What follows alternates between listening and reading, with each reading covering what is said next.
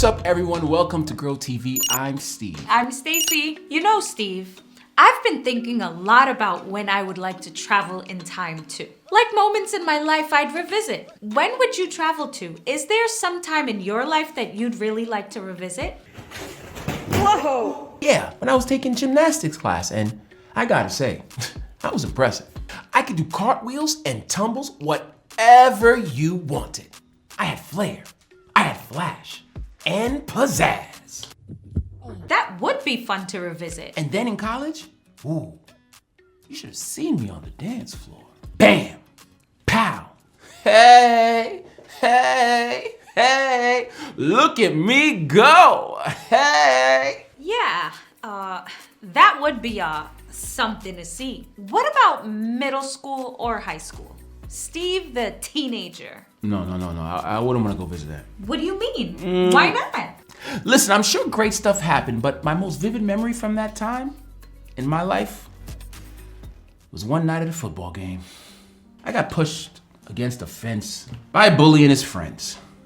They called me all kinds of things and said all kinds of terrible things to me. It was like all the stuff you didn't want to think about yourself out loud for everyone to hear. I've never felt more alone.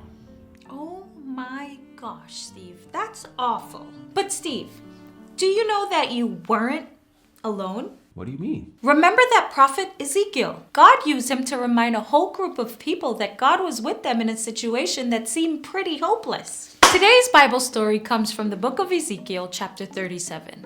The prophet Ezekiel lived in Babylon, far from his home in Israel. He and many other people from Israel had been taken captive after the Babylonian king Nebuchadnezzar conquered Jerusalem's Israel capital city. Yep, I know the story. The Israelites had lost their homes and the temple where they worshiped. They must have been wondering if they had been abandoned because they had turned away from God. Yes, but one day God gave Ezekiel a powerful vision. A vision? Yeah, like a dream with a deep message. In this vision, God took Ezekiel to a valley covered in dry bones. The scene looked lifeless, as if nothing could ever grow or live there again.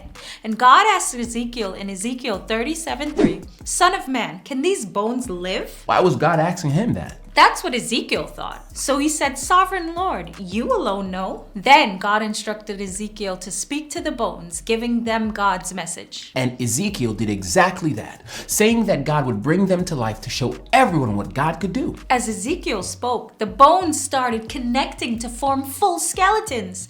Muscles and skin appeared, covering them. I forgot how wild this story was. I know, but they were still lifeless. Not for long, though. God told Ezekiel to call the winds to breathe life into the bodies. When Ezekiel did, the winds rushed in and people came to life. The Bible says they stood up like a powerful army. God explained to Ezekiel that these dry bones represented the people of Israel, who felt lifeless and without hope. But God promised to restore them, to bring them back home, and to give them new life. God said in Ezekiel 37:14, "I will put my spirit in you, and you will live, and I will settle you in your own land. Then you will know that I, the Lord, have spoken, and I have done it, declares the Lord." So this vision meant that even in the darkest times, God is with us, giving us hope and new life. Yes, just as God breathed life into those bones, God is with us, bringing hope at times when we feel the most discouraged or lost, afraid or alone, because God is with us at all times. You know, Stace, I think you're right. God was with me that night when I got bullied. For sure.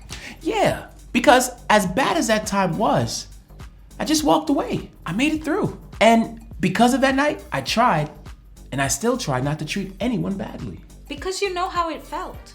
And I always stick up for others who are mistreated. Yeah, I've seen you do that. When I think back, I see God creating something new in me, a desire to help others. That's cool that you can say that. And it's true. A lot of us can remember situations like yours, and we need to remember that God is with us.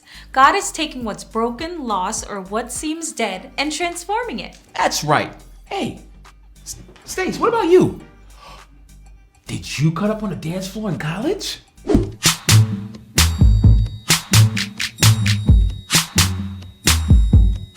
Nope, not really, not at all.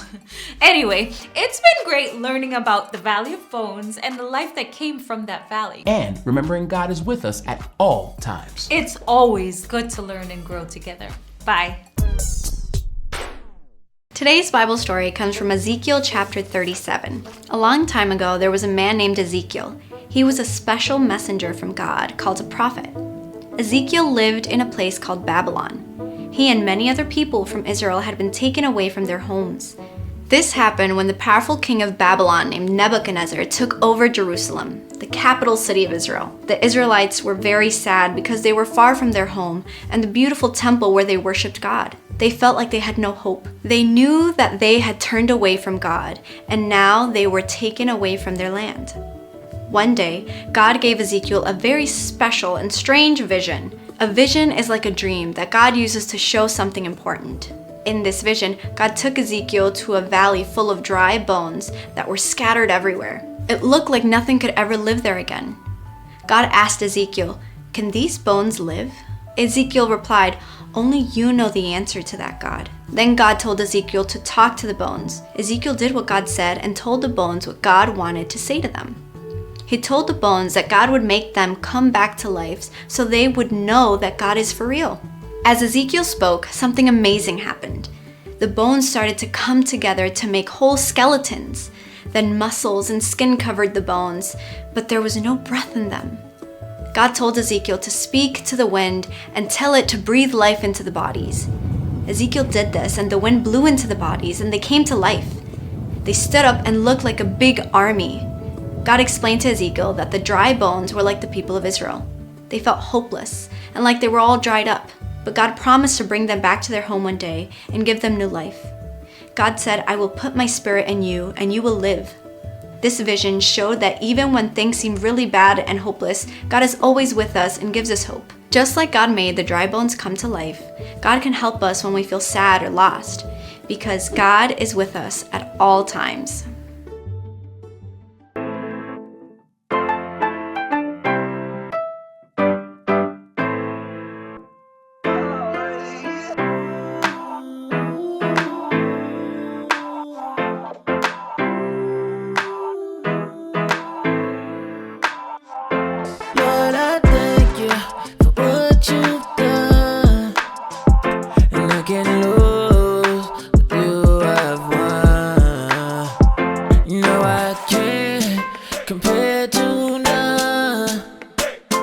Yes, I thank you for what you've done.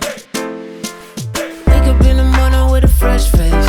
Got to see another day, thanks to your grace. I'm living life and you know I can't complain. It's I'ma smile, keep on moving, I'ma maintain. With your love, you make it a little easy. I look above and I thank Jesus. I can always count on you, you never let me down. You always coming through and I'm like, you did it again, yeah. Can always depend, yeah, I got a friend, yeah. I'm never down on you, you're always on time. You're the sun and the moon, praise to the most high. It's how I live in your name, got your whole vibe. And I can never forget what you sacrificed. Not I thank you for what you've done. And I can't lose, but do I want? No, I can't compared to none. Yes, I thank you for what you've done. I thank you. Yes, I thank you. You know I thank you. Yes, I thank you. You know in the dark, you share your light. You gave your all on the cross, you died. No, we don't deserve you, so I ask why. I can never forget what you sacrificed. Lord, I thank you for what you've done. And I can't lose